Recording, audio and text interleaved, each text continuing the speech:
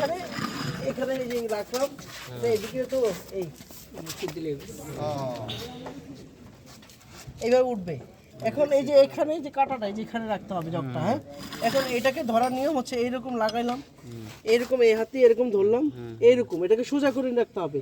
নিচে হইলে এই যে এইগুলোর মধ্যে ঘষা লাগবে এই যে ফ্লোরের, আর যদি উপরে হয় এইভাবে শক্তি লাগবে, ঘুরতে চাইবে না, ঠিক এটাকে সোজা এই পজিশনে উঠাইতে হবে, এই পজিশনে উঠাইতে হবে। আবার যখন নামাবো তখন এই পজিশনে এইভাবে উঠাইতে হবে, নামাইতে হবে, বুঝছেন? তাহলে এই জগটাই আমাকে মাঝে মধ্যে পরিষ্কার করতে হবে, এটাকে যেন জাম হয়ে না থাকে, হ্যাঁ, এটা করতে হবে। আর যদি সামনের চাকা খুলতে হয় তাহলে পিছনের চাকায় যোগান দিতে হবে, যদি পিছনের চাকা খুলতে হয় তাহলে সামনের চাকা যোগান দিতে হবে। হ্যাঁ, যোগান মানে হচ্ছে পাশ দিয়ে দুইটা ইটা টিটা কিছু একটা দিতে হবে, যাতে করে এইটা পিছলায় সামনে পিছনে না পড়ে যায় বা কাট টাট না হয়ে যায়। এই জিনিসগুলো মাথায় রাখতে হবে, বুঝছেন?